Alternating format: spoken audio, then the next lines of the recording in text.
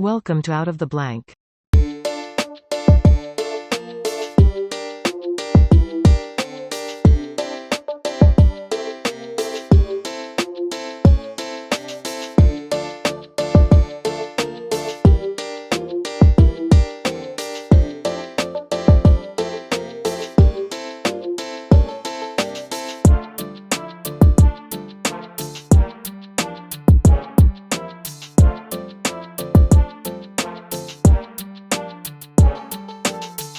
Welcome to another episode of Out of the Blank podcast. I'm here with Mr. Hyman. It's a pleasure to have you on the show. Can you please introduce yourself to everyone out there listening? Glad to join you.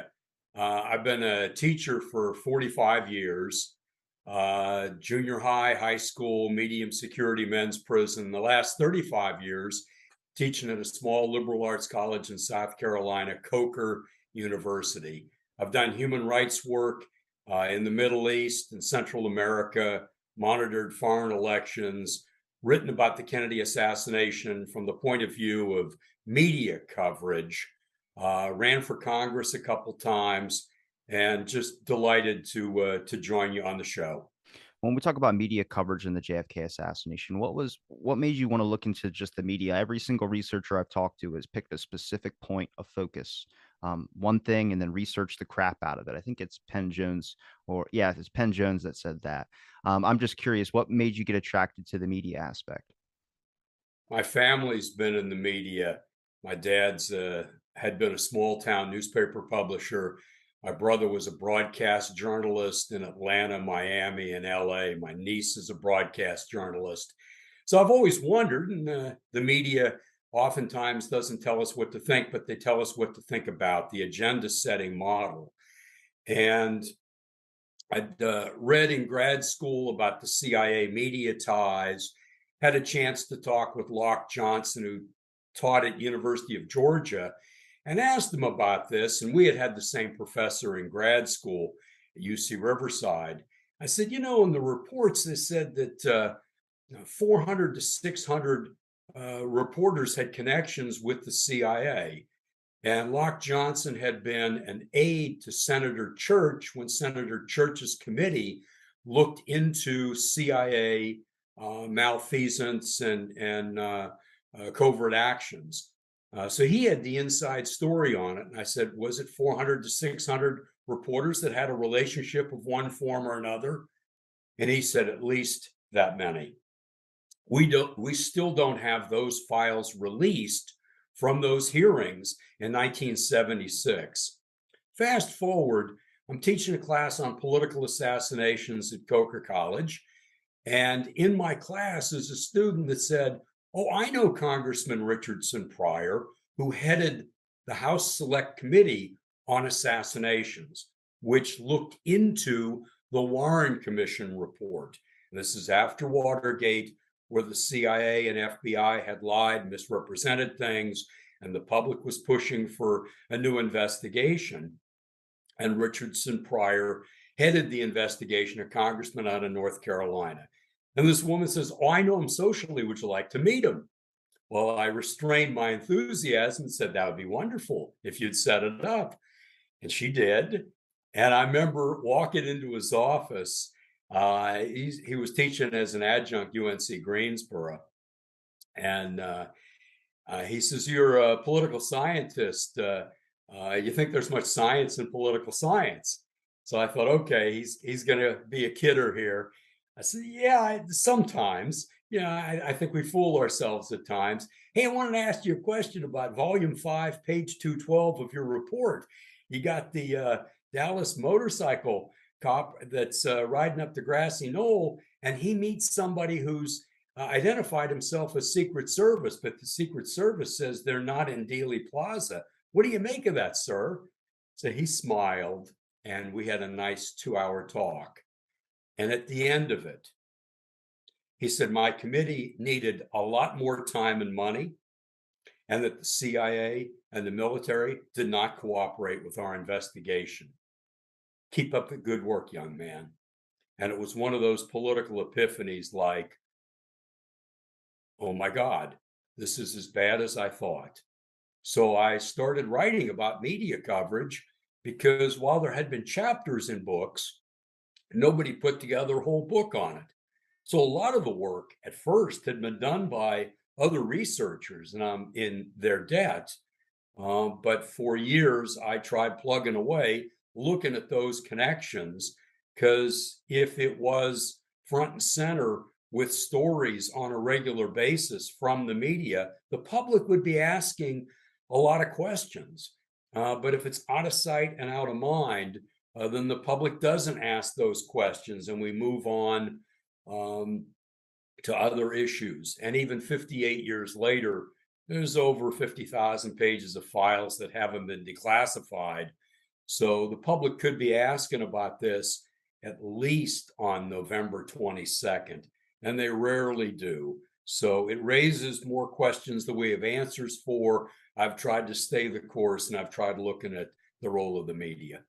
Who are some of the biggest media sources that were covering the Kennedy assassination, or ones that you would think would be the ones that were just only agreeing with the official narrative? I mean, the research community has put in so much work, but something about us as people that we only consider it really super valuable unless a giant media outlet where they're behind like a news desk is saying something, officially like, hey, yeah, there's a conspiracy behind it. But we have the research community has put in so much work, and it's hard to get that information out there. It's hard to get this idea that the official story is wrong.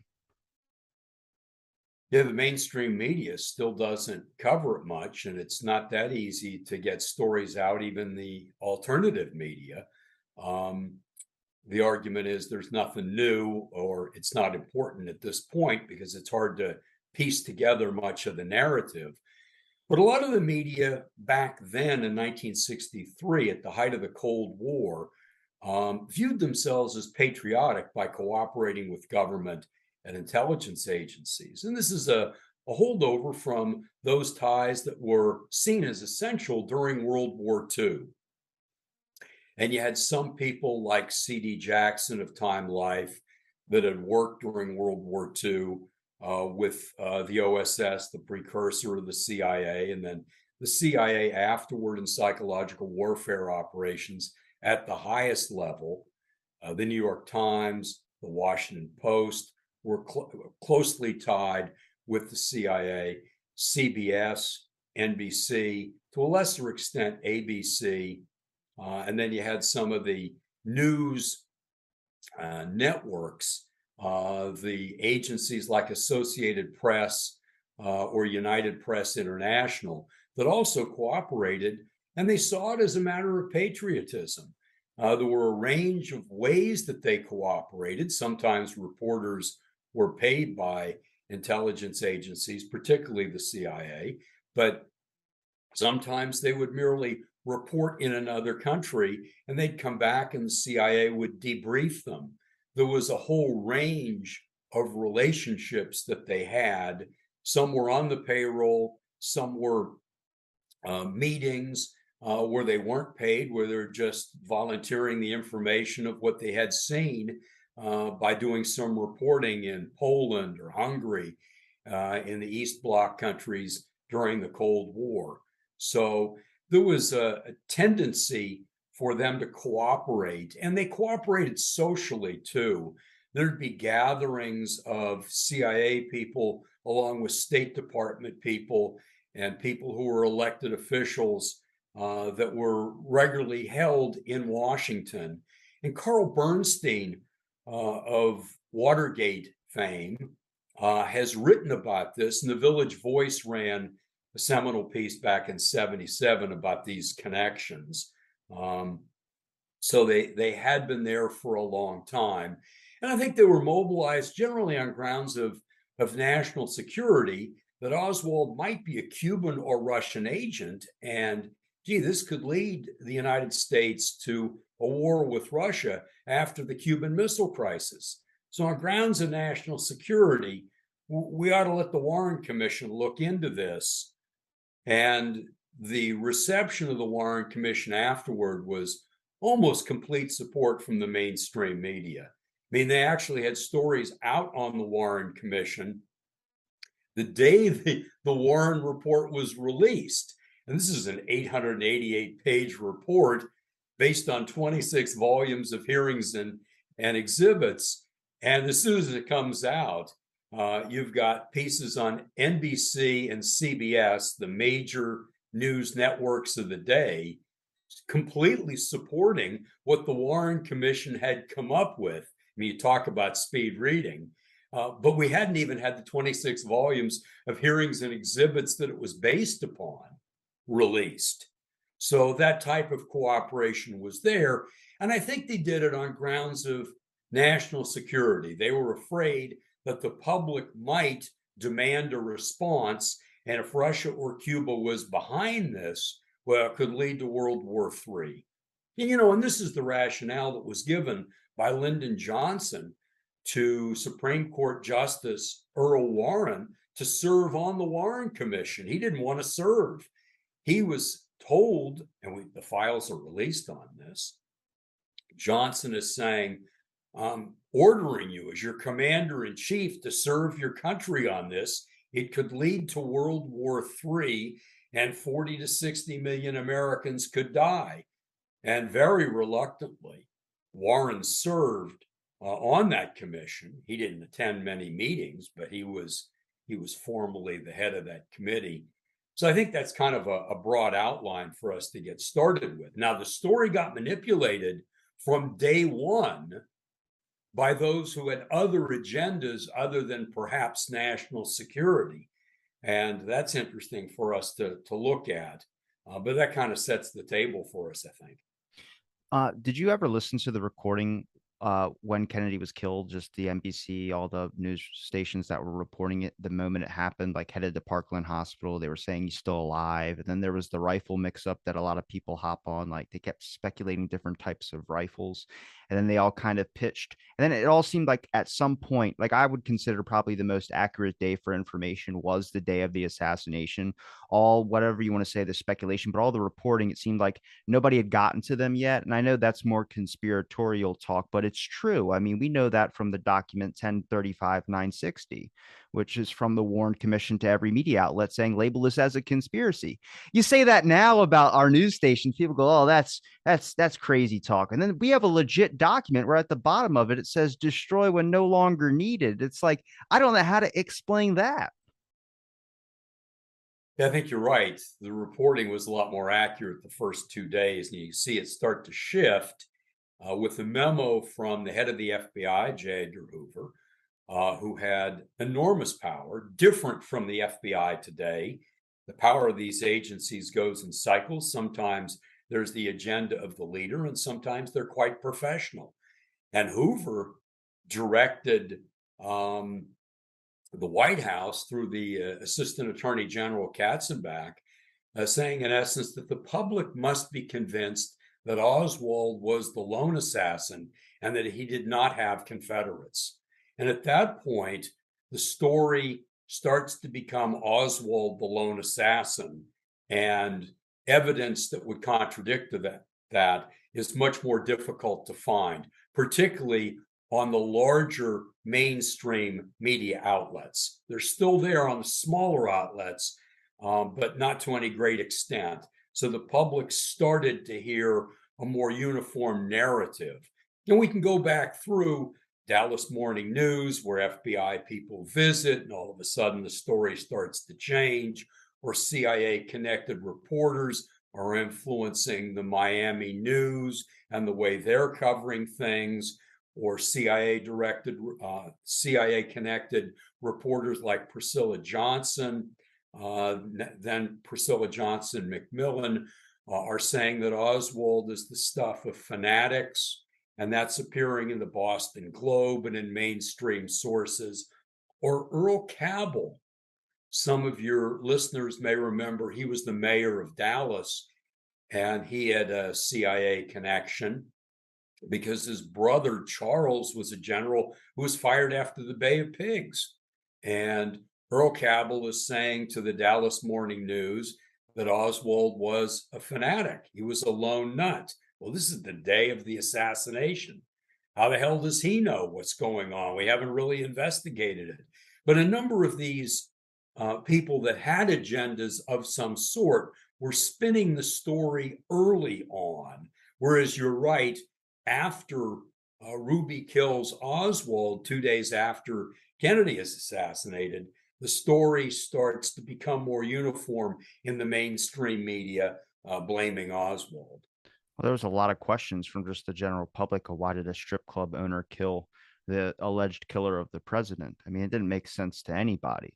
I was wondering, did you find it anywhere when you were looking through the assassination through the media? Did you find that maybe the public might have wavered on anything, or did they seem like they were all uniformed in line with what the media was saying? Oh, if the media says it, it must be the official story. I feel like there's this still, even today, the large area of distrust, at least for the government and just the official story on some things. But I mean, trial by media is the thing that Oswald was getting pinned with. I mean, he probably wouldn't have even gotten a fair trial if he would have lived to see it. The media was already calling him, the assassin, the killer of the president. It's very confusing. It is confusing. Trust in government by November of 63 was about 70%. Kennedy had wanted the government to act in the public interest and do good things, and confidence in government was high then. And by 1966, trust in government was about 1 in 3. And a lot of the public did not think the Warren Commission was accurate. So the critics, even though they had a tough time getting into the mainstream media, still were starting to carry the day. And there was a lot of skepticism about the Warren Commission. And you're right, Ruby killing Oswald seemed very convenient to a lot of people. They were skeptical. They didn't know how to ask the questions. It's hard for the general public to know. The alternative media did reluctantly, but stepped in and found their voice. Not so much in 63, but by 64 they did. And you can see a steady rise in criticisms in alternative media that seem to percolate through the general public. And in the crude polls that we have on opinion, by late 66, it was about 2/3 of the public disagreed with the Warren Commission. So we still don't know the whole story with why Ruby killed Oswald. We know Ruby had links to the FBI and strong links to the mafia, and the Warren Commission denied both of those. But we still don't know the whole story on it. The one interview we have with Oswald when he's in prison, he said this goes to higher places.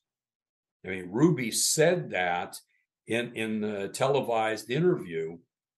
I forget the name of the Dallas TV station that had it. It goes to the highest places, but he wasn't specific about it. And then Ruby dies in prison from cancer in 67, so we never got to know the whole story from him. So another error in the Warren Commission is the Warren Commission's official statement about Ruby was that, oh, his heart goes out to Jackie Kennedy for her loss and everything. And that I think that she's welcome at his club anytime she wants. Well, the Warren Commission put that in there like that's the actual fact. That's why he made those statements and everything. But if you look what the House Select Committee on Assassinations proved was that that was just in a thing his lawyer concocted to get him a lesser sentence or to say like there's another fault in the Warren Commission. But whenever you start poking holes at the Warren Commission, people say that's a common conspiracy tactic. It was like, well, the investigation, I mean, I think it was thorough just in a lot of aspects that it shouldn't have been thorough. Like Jack Ruby's mother's dental records being in there is an issue. It makes me wonder, did any of the media outlets, besides, I know Alan Dulles did a lot of the more interviews than I think most of the other members on the commission, but did anybody voice, I mean, besides behind closed doors, or did anybody make an official recording statement of their skeptical idea of where the Warren Commission was going? No, there was a sense that it was okay on grounds of national security for no reporters to be there during the interview sessions or the meetings of the Warren Commission. They waited until the report came out. And when the report came out, it was promoted by the Central Intelligence Agency so that they sent books around the world and sent them to media outlets.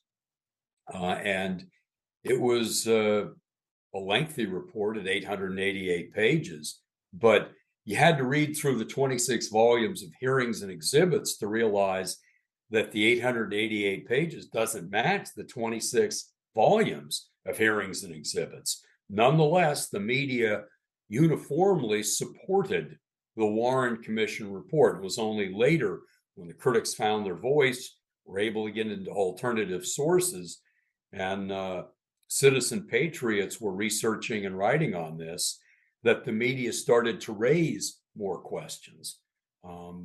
And in Europe, the media, a little more accustomed to political assassinations, they were asking more questions a week after the assassination of John Kennedy than our media was. And it's pretty easy to document that. But yeah, the public didn't realize a lot of things, and the media uniformly supported the Warren Commission report.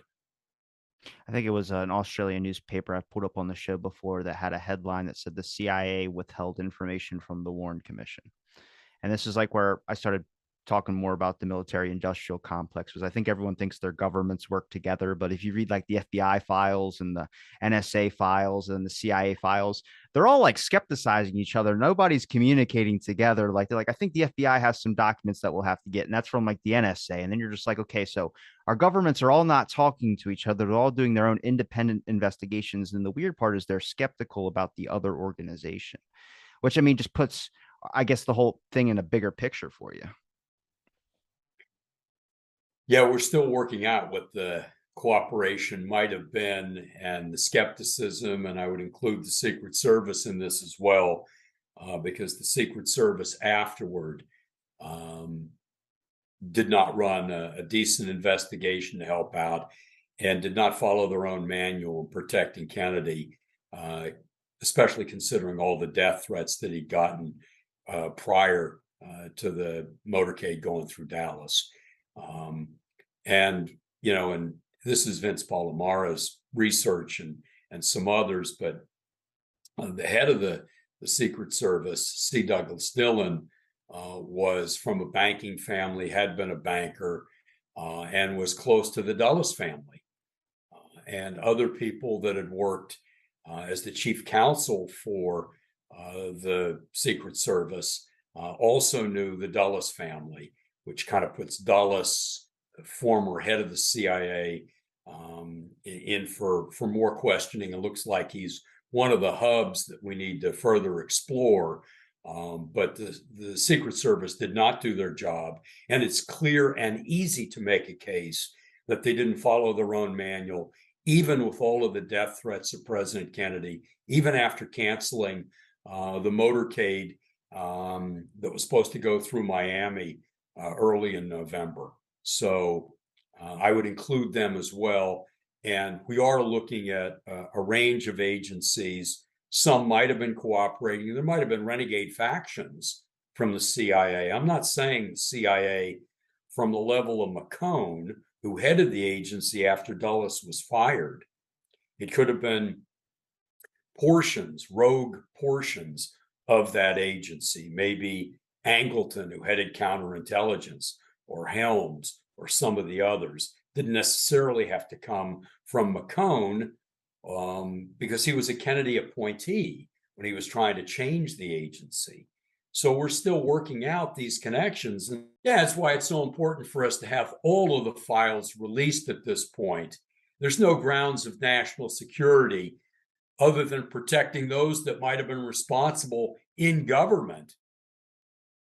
I mean, there's no case that can be made for protecting sources and methods 58 years later.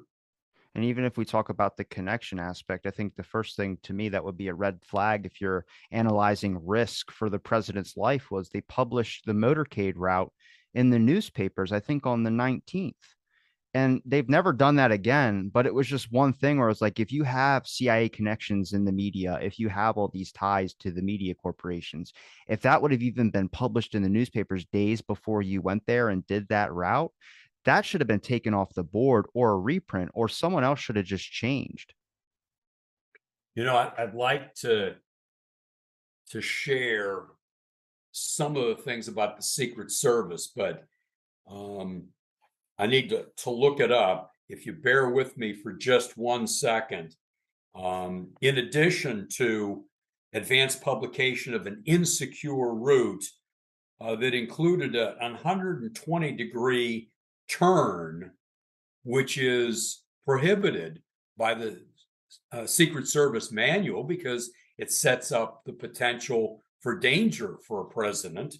There was no protective military assistance that was used, no coverage of open windows, manholes, or sewers, no coverage of roofs. Motorcade vehicles were in an atypical sequence. The flatbed truck carrying the press and photographers riding in front of the presidential limousine was canceled. Photographers were put way behind the presidential limousine. Nearby hospitals were not on alert status. The Dallas Police Department homicide detective car was removed from the motorcade. Secret Service Chief Rowley and others did not convey recent threats to the presidential advance team in Dallas. General Godfrey McHugh and Admiral Berkeley, the president's physician, had their car removed over their objections to the back of the motorcade. Security was inadequate along the motorcade route from the airport to downtown Dallas. The overpass in Dealey Plaza was not cleared or properly protected. 9 agents on Kennedy's White House detail were drinking heavily until 4 o'clock in the morning the night before the assassination. Agents were ordered off the riding platforms of the presidential limousines. Agents were unresponsive to shots being fired. And for the first time in American history, the president and vice president were together in the same motorcade. Just to give your listeners a little greater sense of C. Douglas Dillon, who headed the Treasury Department that heads the Secret Service, his father joined the Dulles brother in banking and trading with the Nazis during the 1930s.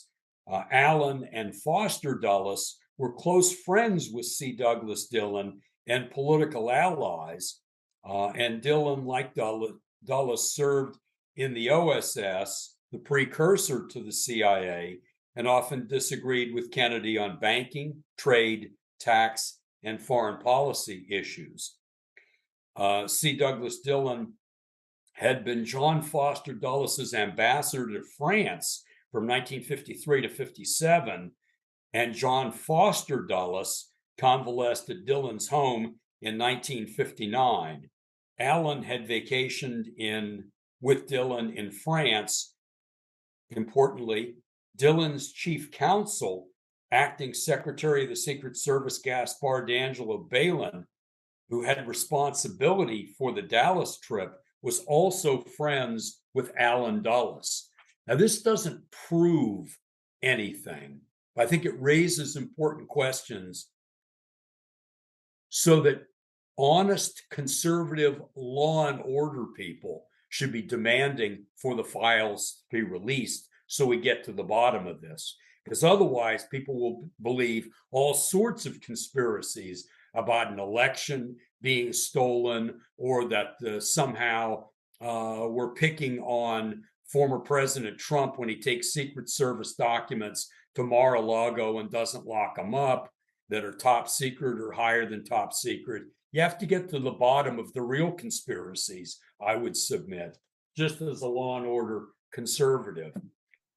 Well, when it comes to that information that you talked about, the Dulles connections, did that come out way later? Did any journalist raise a finger? I only know one journalist that I think is, when you look at the suspicious death, is Dorothy Kilgallen, who seemed like she was actually looking into like some serious issues, the stuff that it's taken us so long to get from documents and everything that all the other media outlets were not doing.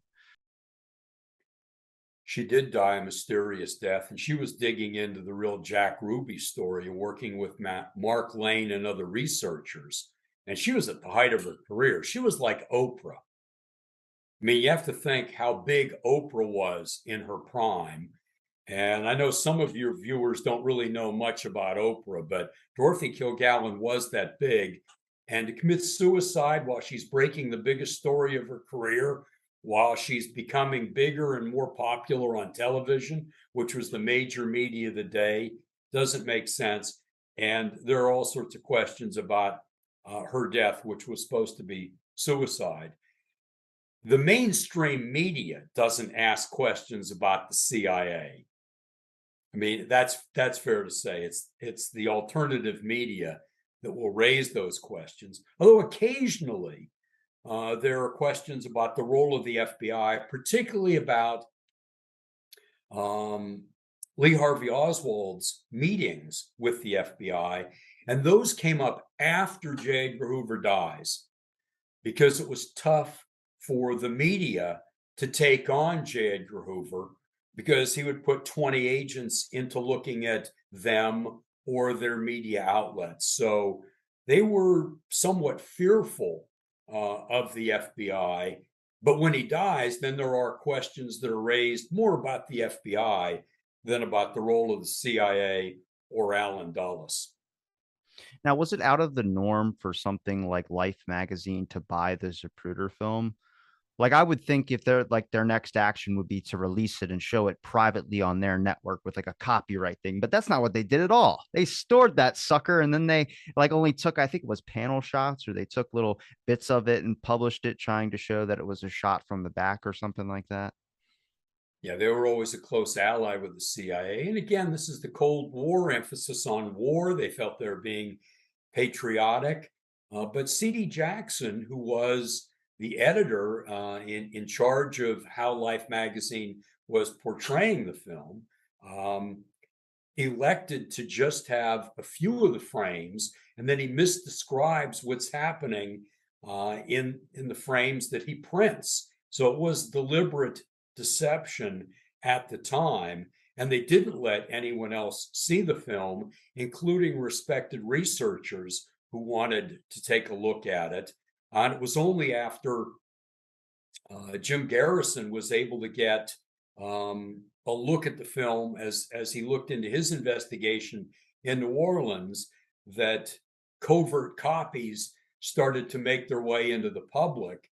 And I remember at the age of 20, as 1970, at UCLA when I'm a student, I got to see the Zapruder film for the first time, one of the covert copies of it. And all of us were absolutely stunned because it sure does seem the shots came from the right front and the president's head snapped backward, and the blood and brains hit the motorcycle cop behind the presidential limousine. That's not the way it's described in Time Life or CBS when Dan Rather saw the film. When CBS was bidding on the film, he described it as the president's head snapping forward. And then later in the book, he said, oh, that was an honest mistake. So, yeah, they deliberately misrepresented the film after spending $150,000 to buy it. And it's important to note that Time Life was a very popular magazine with a lot of pictures and short articles. And it was the most popular journal of the day. People read less now. Magazines mean a lot less than they did back then. So that was a very powerful force in shaping public opinion. And when they got a hold of the Zapruder film, they misdescribed it. It was deliberate. And they didn't let other outlets look at the film so they might have been able to analyze it. The first media outlet that did actually show the film was ABC, their Good Night show with Geraldo Rivera. And there was fear that, well, they could be sued if they show it. And Geraldo Rivera, to his credit back then, 1975, said, I don't care if they sue us. I'll defend us. I'll take all responsibility. We're going to show this. And Robert Groden, the photo optics expert that's been working on this for decades, was on the show, and Dick Gregory. And they did show the film. And that was the first time in the mainstream media that the American public saw at least one of the versions of the Zapruder film. And that was also shown to members of Congress and increased the motivation for reopening the Warren Commission with the House Select Committee on Assassinations that started in 77. There was a document I showed David Denton and Randy Benson when they were on here, which was Life magazine. A reporter from Life magazine, I think this was after Oswald was killed, went down there, picked up Marina Oswald, Marguerite Oswald, and then picked up his two kids and went to the Adolphus Hotel. And the people were trying to get, like, FBI agents were calling, and he was giving them a name, Jack Rubenstein, who I thought it was like, is this like Jack Ruby? Like, what is this? And it was just confusing because it was a Life magazine reporter. I don't know if he was trying to get like an exclusive interview or trying to get a story or something like that, but there's a document on it I can send you. And it just had me questioning more about, like, what is Life's magazine's involvement in all this? And that's where I had to understand the power of Life magazine, and then also understand, because the Geraldo Rivera I know today is not the one from back then. The one that is pitching a different sales pitch today than he was back then. It seemed like he was a little bit more anti kind of the official story. He was more, doing more like a rebel news, not really rebel news type, but more happy to actually try and find the truth in some aspects of things than compared to maybe what he might be today. But this is the confusing thing about looking back, especially back then. I mean, I'm trying to understand the concept of communism. I'm trying to understand the concept of the influence of media. And then I start looking in and talking to people who talk about the CIA's involvement in universities, the CIA's involvement in media, the FBI's involvement in movies, J. Edgar Hoover, the Hollywood 10. And then you just start realizing is like every single thing, like there's obviously small propaganda when it comes to media. And then there's like real weird stuff, which is like Lone Survivor is a good movie that was influenced by the DOD, I think it was, where that's like a movie to sign up at your recruitment station. Like that's exactly what that is. And it's like, I don't know, like I'm a patriot at heart, but it's also you have to kind of recognize evil a little bit too. And I feel like a lot of this is like if you're on one side or the other side, if you're right or left, it's more happy to point out the corruption on the other side than recognize the one in your own. And I think that makes it really difficult, especially if you stand for, like, I guess, the idea of democracy and the idea, because I mean, I think everybody's willing to be succumb to corruption. It just depends on what that mark is. That's a great observation. There are a lot of different directions that we could go with that. I think right now we're more polarized than we've been since the late 60s. There's a lot more heat than light. It's hard to have a more judicial temperament to listen to both sides and to agree to disagree agreeably, as Jefferson talked about it. I think Geraldo Rivera was more the investigative reporter, the fourth estate as envisioned by the founding fathers in the First Amendment. That's what we hope our media is doing. That's what you're doing, honestly asking questions, looking into this. Bill O'Reilly actually was asking the right questions in 77, and he was close to some people who were working for the House Select Committee. When he got the job with Fox, all of a sudden he flipped 180 degrees and talked about Oswald doing it alone or James Earl Ray doing it alone. And he had the answers to who killed Lincoln. He had the answers to everything, and he made a fortune. But he completely flipped from what he was saying early on. And there are pressures on the media. And one paradigm that we might want to look at is who owns the mass media and what are their connections? Who sits on the board of directors? Because those are filters for who gets to be the publisher or the senior editor. And then other junior editors and senior reporters know that they can push these stories, but only so much if they want to keep their jobs. And there becomes this self-censorship that typically goes on.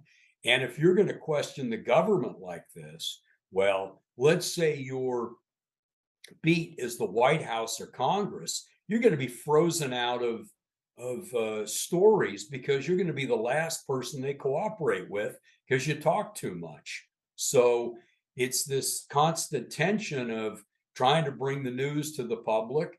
And if you push too hard, you might be jeopardizing your position. So we've got filtering of news stories from questions of ownership, from questions of national security, and then reporters and how intrepid they actually are. Do they have a calling, or are they just people who have nice, safe jobs that occasionally take a little bit of risk? And this one takes a lot of risk because you're basically saying your media has been wrong, you've been fooled, and the government's wrong, and the government's lying, and the government's covering this up, and the public has a right to know on this, and you might be jeopardizing your career in telling the story on this. And, people like Jefferson Morley ultimately gave up on trying to tell the story through the Washington Post. And it was the Washington Post that was breaking the story on Watergate that incidentally became far less aggressive after Watergate. Did you ever, it's going to be a little bit of a different question, but did you ever get new light or maybe your perspective changed on, influential figures back then, like Walter Cronkite?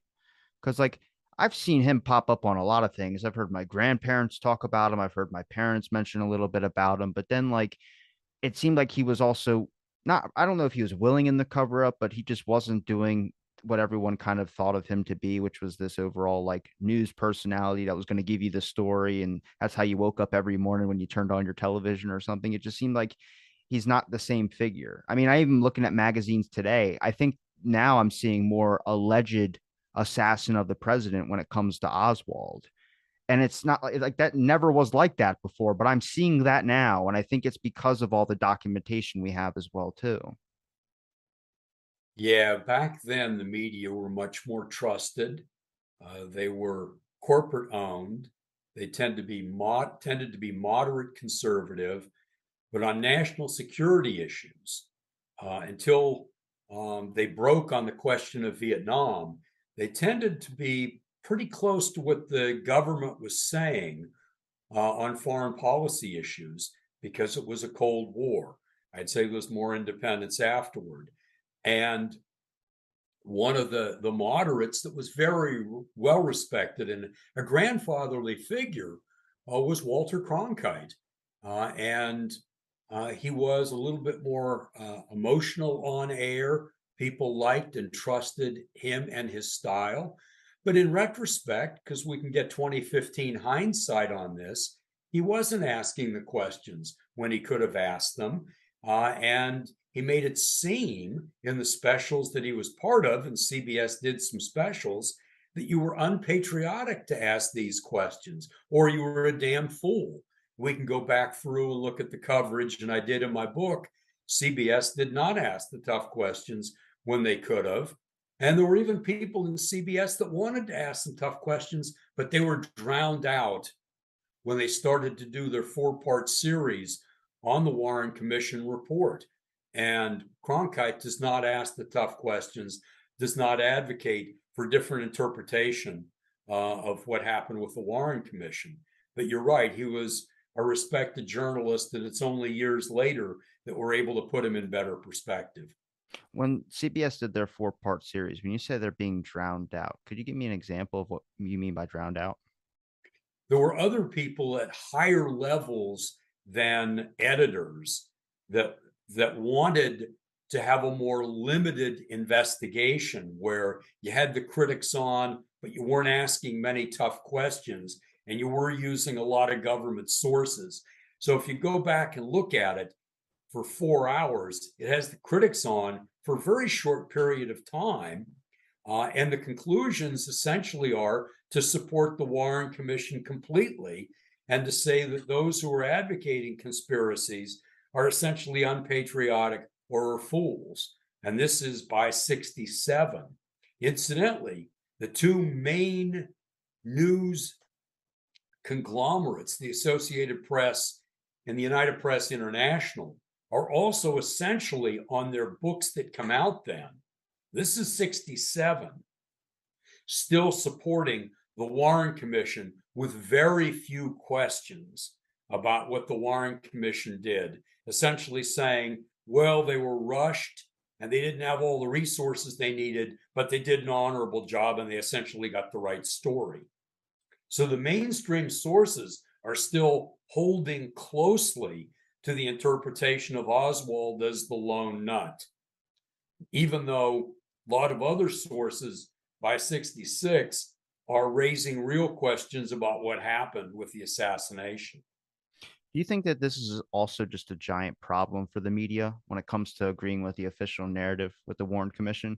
It seems like you would have to, obviously, when it's around Kennedy's death anniversary or something, but you don't really hear them go into full depth on it a whole lot. Besides, I've seen every documentary like Oswald did it, all these on YouTube that they have that are an hour and a half to 2 hours long, that say Oswald's the killer and they all agree with the official Warren Commission. But maybe it's the time is different, but it just seems like whenever this thing gets brought up, even back then, there's a specific focus around a certain time period, which is around the anniversary of JFK or when there's a significant event. But then there's no talk of it ever again. Like, let's just forget about that. We got one thing we got to do a year. It's like Christmas. You just got to set up the Christmas tree once a year and then move it out. Well, you're right about that. And one way of looking at this is on, let's say, 9/11.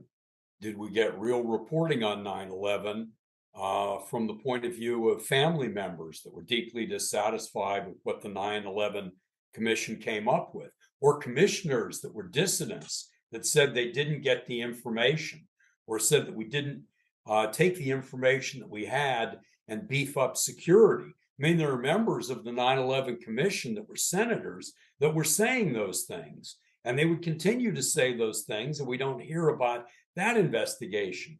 We don't hear from the critics on the assassination of Martin Luther King, and even on the day he's assassinated, we don't get that information. But I want to go a step further. On Labor Day, we rarely hear about the rights of labor or what minimum wage is, or the problems of union organizing or sweatshop labor overseas, even on Labor Day. And I think the part of the paradigm we're looking at is billion-dollar conglomerates owning the media, a cross-section of corporate and banking America sitting on the board of directors. So on a lot of basic stories, the public doesn't get enough good questions and good information to widen the dialogue so that we take these important issues and move forward.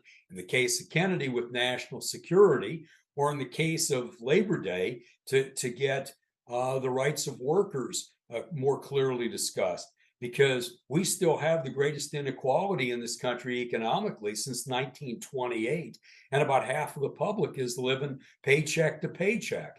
And if we had a more clear discussion of jobs in America, we'd be able to do better on these issues, I would submit. We could also look at what type of coverage do we have on climate change, which could inevitably cut into the profits of the petrochemical industry and the coal industry, and have an important dialogue for the survival of the planet. Those questions are not there on a regular basis. I mean, we get them on Earth Day, but are we getting them on a regular basis other than that?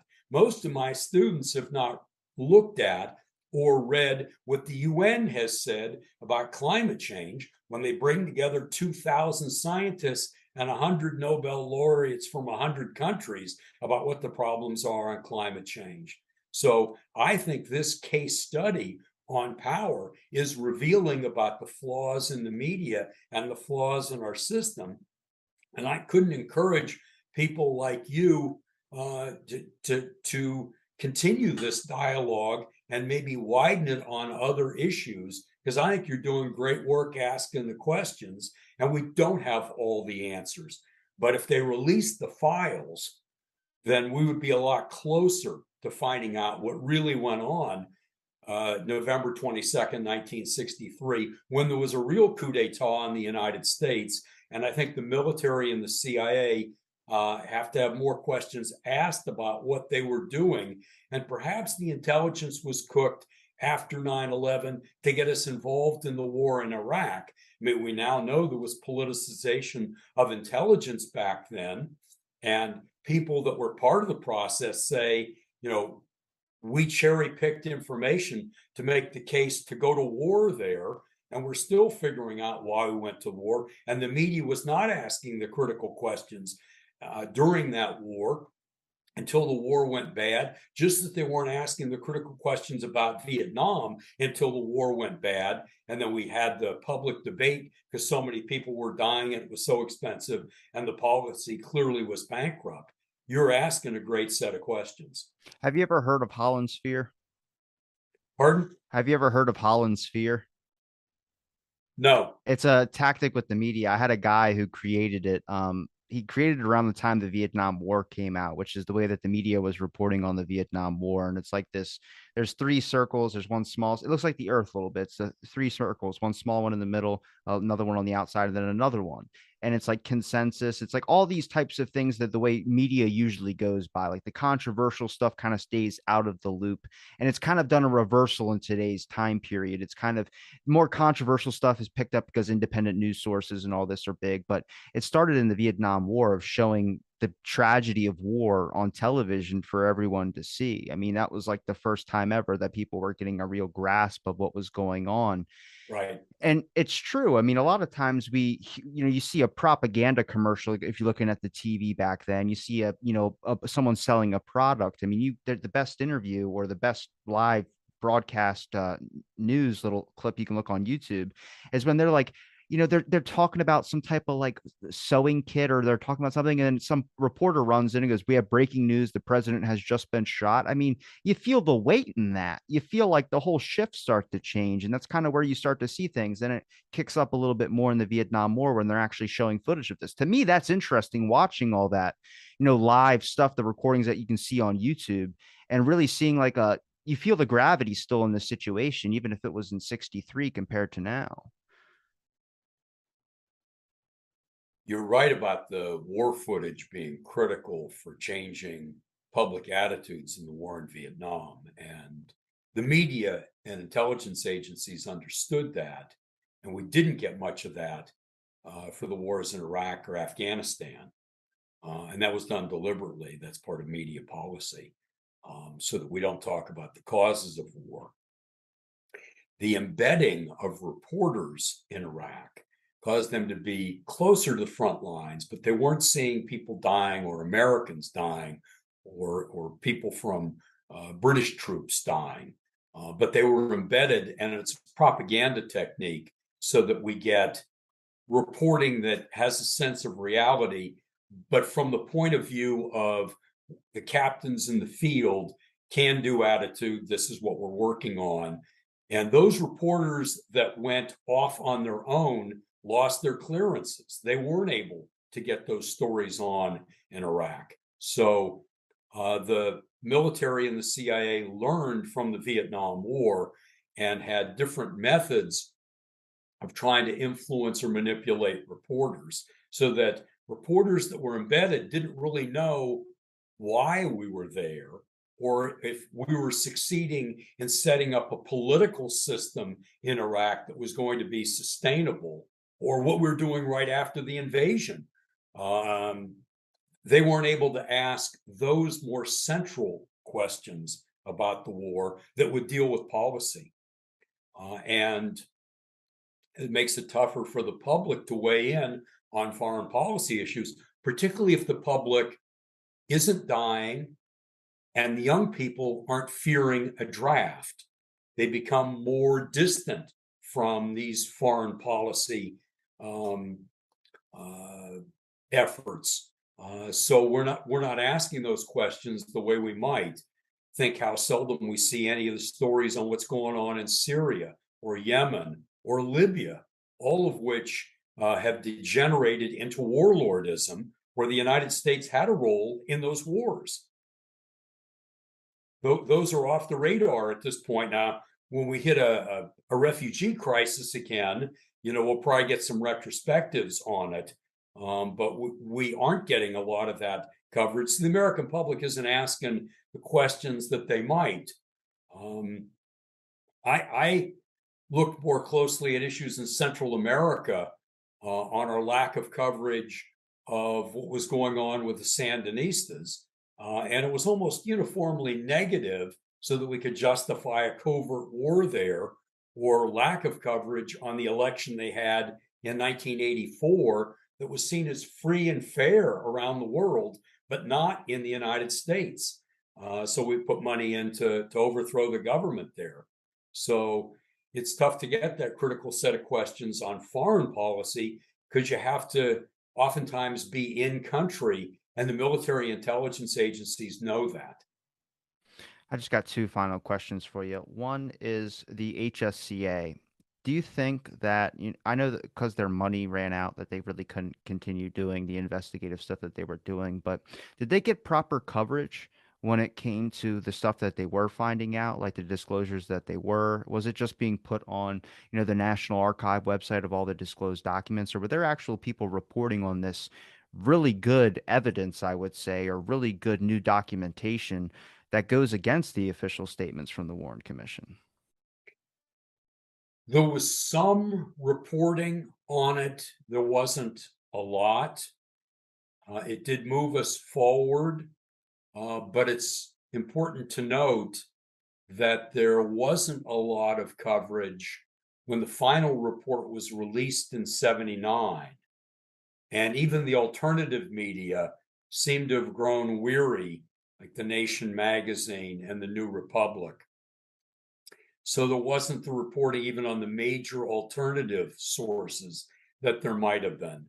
And of course, there was a deliberate effort to keep information from the committee. Um, Chief counsel of the committee, I don't know if anyone has quoted Robert Blakey. In retrospect, Blakey was not the first chief counsel of the House Select Committee, and he was very cautious and careful about questions with the CIA. But years later, he's granted interviews and he has said, quote, "My position about the CIA is that they didn't cooperate with us. They made an effort to not cooperate with us, and therefore everything that they told us was a lie. We were had."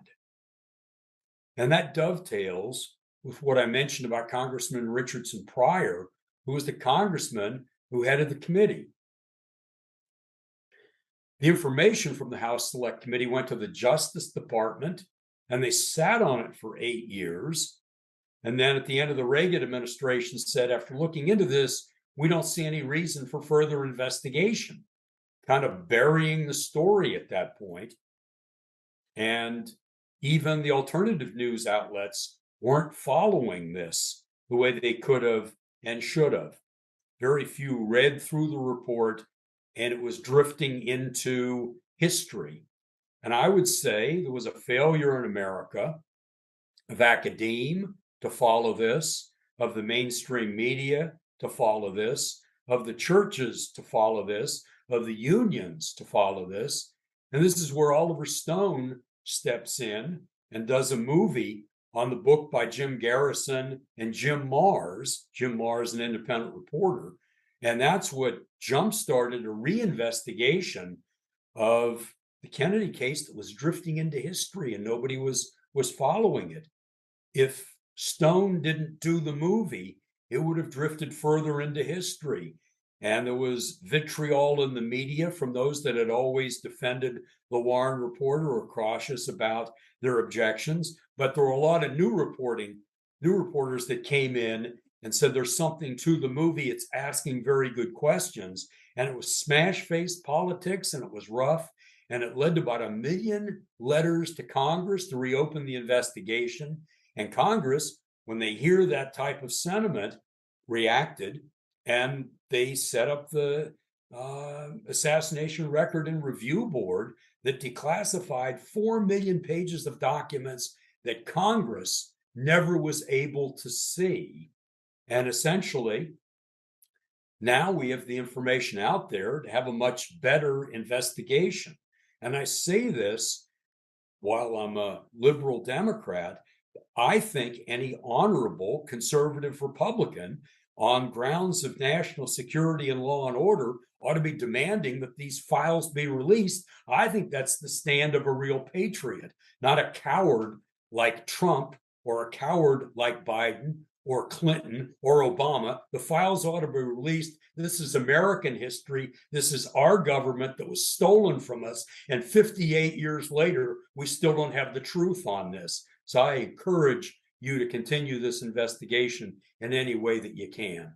And this last one is just a personal question. Do you find that people, like, even when you talk about JFK, do you find people are interested in learning it more, like the younger generations. Like I'm trying to get my friends interested into it.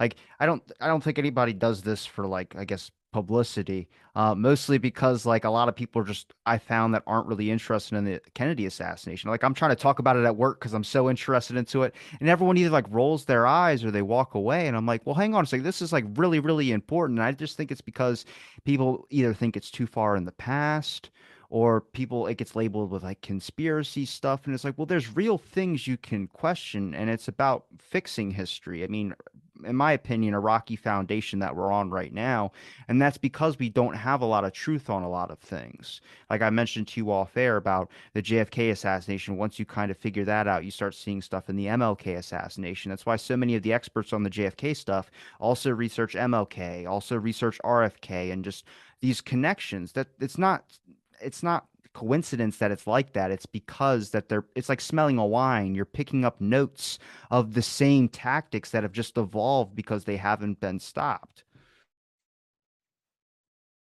I think that's a vital and perplexing question as to how do you keep history alive because it seems so far in the past. And one angle that we haven't used very much is Kennedy was moving us toward real worker rights and protection of the environment. He was moving us on a path towards civil rights and creating equal opportunity in this country. And he was going to be reelected. And his brother was going to continue that legacy. And others that had a different vision for American foreign policy on keeping an empire alive, on profiting without giving much to the rights of workers um, or medical care to workers. We're happy with someone like Johnson, who gave us far less than what a Kennedy administration would have given us. And we're still looking at those questions today. Is the military still too strong? Are we spending too much for the military, money that could be spent on health care or housing or worker rights or climate change? We were still looking at a very powerful military industrial complex. Is this necessary for national security, or is this taking away economic and environmental security from working Americans? I'd try to link it there, but it's constant challenge of history teachers to try to make history come alive for people. And you're quite right. Once you understand the Kennedy assassination, you're saying, where was King taking the country? The voice of King isn't quoted even on the day he was assassinated or Martin Luther King Day, where he's saying it's a crime in this wealthy nation for people to work for starvation wages. Why don't they use those quotes from King? King said the worst form of cruelty is to deny someone health care. Why isn't that part of King's legacy talked about on Martin Luther King Day? King said, any religion that professes to save the souls of men and doesn't confront the slums that damn them, the economic conditions that cripple them, is a dry as dust religion. That was part of King's legacy. That's edited out of the news. The American public reveres King, but it's the edited, sanitized version of King. And it's questions I think that are germane for creating justice in America today. So I think what you're doing by trying to re-examine history and connect it to the present is vital for democracy. And I think Jefferson is right. The price of liberty is eternal vigilance. And we've been distracted by all sorts of things. I think the cell phone perhaps creates great opportunity for truth, but a lot of distractions for people. So they aren't asking the tough questions that they need to ask to create liberty and justice for all. Well, I appreciate your time to do my show, Mr. Hyman. It was a serious pleasure being able to speak with you. Is there a place where people can find any of your links? Do you have books, Amazon, Twitter, anything like that? I've really enjoyed talking with you. Folks can see Burying the Lead, the Media, and the JFK Assassination. Wrote it a few years I'm gonna ago, raise it up a little bit. There you go. and took me 30 years.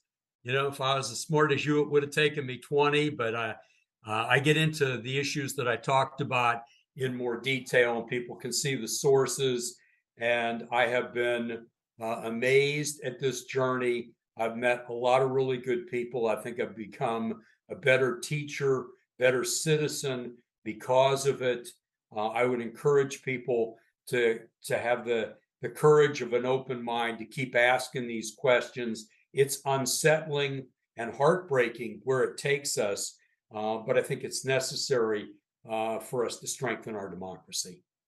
I'm going to make sure I link all your links in the description. It's been a pleasure chatting with you, and thanks for listening to this episode of Out of the Blank.